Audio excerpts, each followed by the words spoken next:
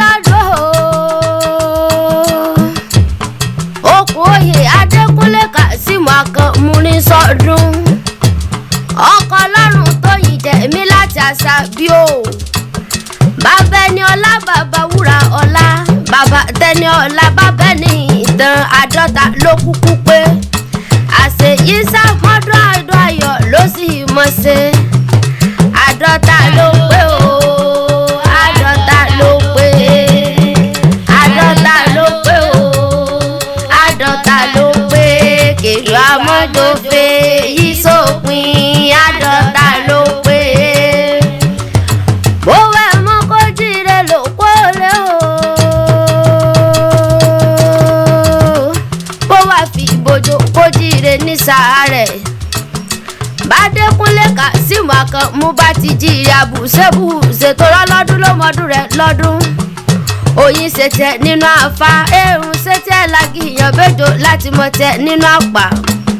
ọdọọdún la rórógbó ọdọọdún la ráwùsọ ọdọọdún la ó mọ̀rí ọwọ́ bí ìran lágbára lọ́wọ́n ọba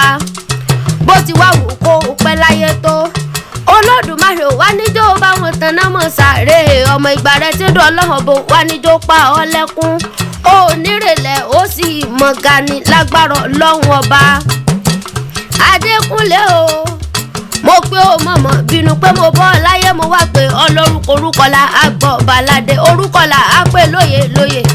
orúkọ la á pè lódùmarè ọba tó dá wa sáyé inú ilé ló bá wa owó dẹ̀yìn kù lé ló bá wa owó dẹ̀dẹ̀ ìyàrá ló bá wa kò wọ kankan lè járe lé àwọn bàbá tó bí ọlọ́mọ ọmọ wọn ní ìnísà o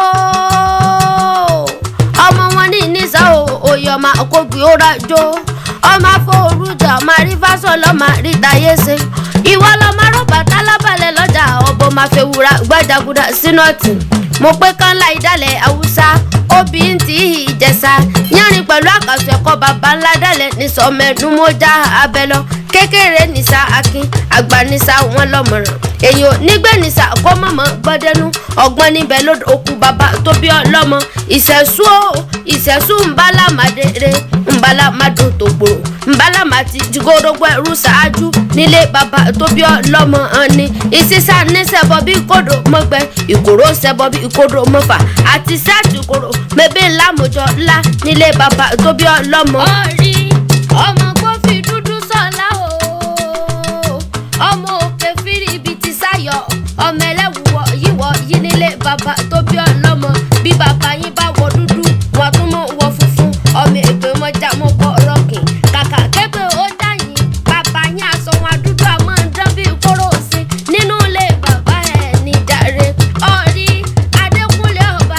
bàbá ẹ̀ ọba ire ní mo gún ara làgbẹ̀dẹ ọmọ àwùkọ́gbìn bí erin fagun fẹ́ gírí bójú tí kù nírè bí ò sí onírè wọn roko kò sí onírè wọn yẹnà kò wá sí onírè wọn jìgòdògbò ẹrú ṣáájú nínú ilé bàbá rẹ̀ ni ọmọ pé méje nírè méje lógún nílé bàbá tó bí ọlọ́mọ ògùn alára ní jẹjá ògùn onírè wọn àjàgùn ògùn oníkọlà níjẹgbín ògùn mọ́lámọ́lá níjẹ èkuru funfun ògùn onígbàjámọ̀ irun orí níjẹ ògùn wádòwádò ẹja ní kúkú jẹ ògùn gbẹnagbẹna ńkọ òdegi níjẹ mo pèsè ìdè ló ti bọ̀ ló pọ̀kọ́ fún wa èmi ló mọ̀ ní jẹ́ bá mú ṣùbọ̀ falágbẹ̀ẹ́dẹ nílé bàbá tó bí ọlọ́mọ àṣeyí sàmọ́dún ọdún ayọ̀ ló sì mọ̀ ṣe koríjó ogbó bí olúgbógbó tí igbó kó ogbó bí olúgbógbó tí igbó kó ogbó bí àgbà kan tó fọmọ wúso òdì ọdún lọ́jọ́ sí tó wọ́ ń yọ títí tó wúwá lóhùn kínní ayé òní jalè kan pé wọ́n ní lágbára ọlọ́wọ́ ọba ọ̀nà gbàrí ọ̀làrí wà ní dí láíláí happy birthday to you o long life and prosperity nọ́mbà pẹ́tà ní kọ̀rẹ́ wí sí ọ létí Okikiolaakewi lóhùn àdúlé mi jẹrẹ ní mò ń kún ní mi ọmọ abúlé ìṣòwò.